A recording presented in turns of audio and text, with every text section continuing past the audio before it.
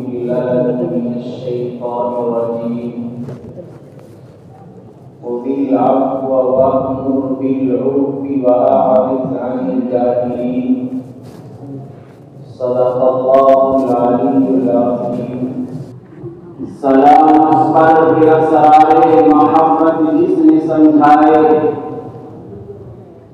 سلام اس پر کہ جس نے زخم کھا کر پھول برسائے، سلام اس پر کہ جس نے منہ کے پیاسوں کو خوائیں دی، سلام اس پر کہ جس نے گالیاں سن کر دعائیں دی،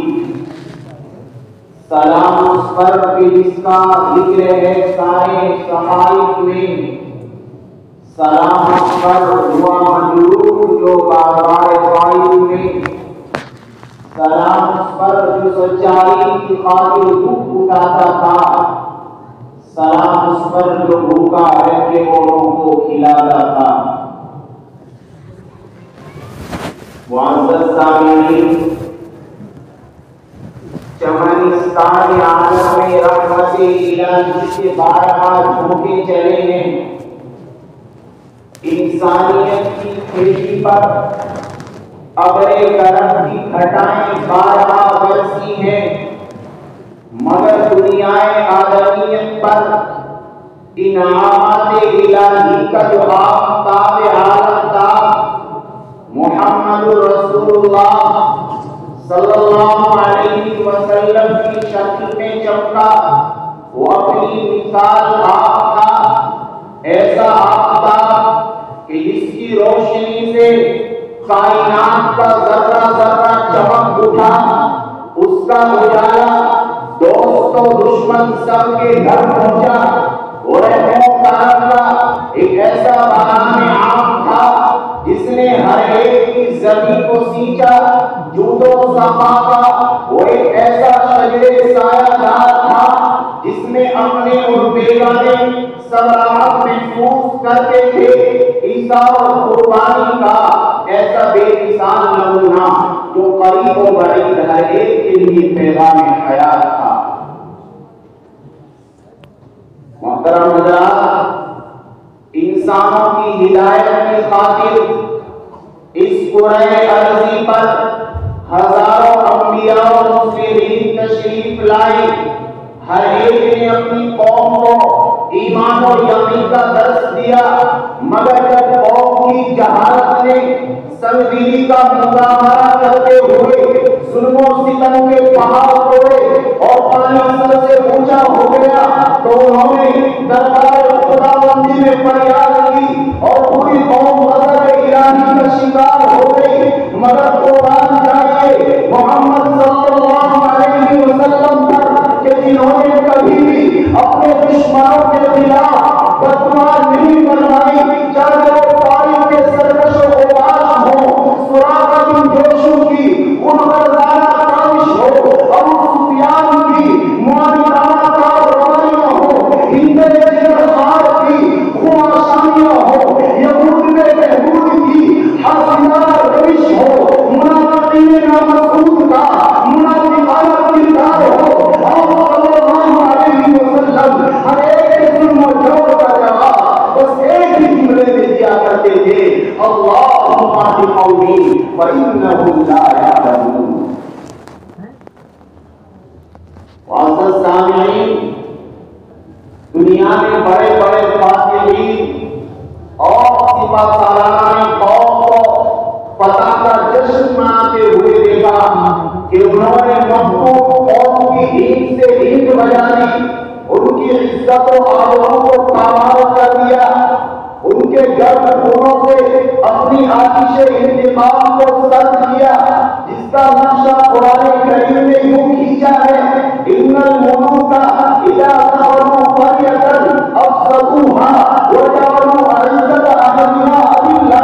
مگر مکے کے فاتح کو دیکھیے کہ جب وہ مکے میں داخل ہوتے ہیں تو ظلم و ستم کی تاریخ رقم کرنے والوں کی رگے جہاں آپ کی تلوار کی دھڑک ہوتی ہے، ہزاروں جنگ و صحابہ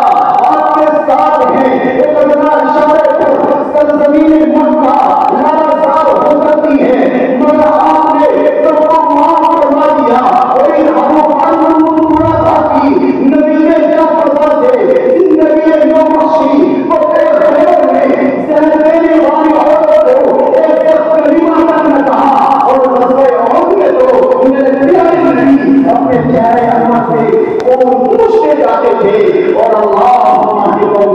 اللهم اهد قومی فانهم لا يعلمون کے دعا یا کلمات دہراتے جاتے تھے۔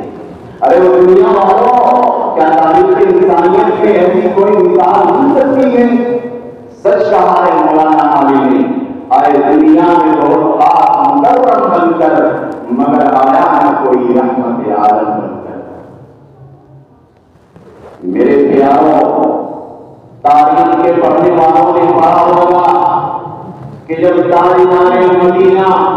سرور کائنات، فخر موجودات، محسن انسانیت، ہادی امت، شفیع الامم، آقائے نامدار احمد مصطفیٰ محمد مصطفیٰ سرکار اولیاء سید الکونین صلی اللہ علیہ وسلم طائف والوں کے پاس گئے اور ان سے جا کر کے کہا، اے طائف والوں، میں تمہارے پاس مکے کے سفر کی صعوبتیں برداشت کر کے اس لیے آیا ہوں کہ تمہیں گمراہی کی گردن سے نکال کر عزت و عظمت کی پھلکیوں پر پہنچا دوں۔ ہزاروں معمولوں کے سامنے سجدہ ریز ہونے کے بجائے ایک معمول حقیقی کے سامنے سجدہ ریز ہونے والا بنا دوں۔ اور میرے بھائیوں، یہ پیغام تو ایسا تھا کہ اس کو سینے سے لگایا جاتا، لیکن ان طالبانوں نے میرے نبی کی بات نہیں مانی اور آپ کے پیچھے بادشاہوں کو لگا دیا۔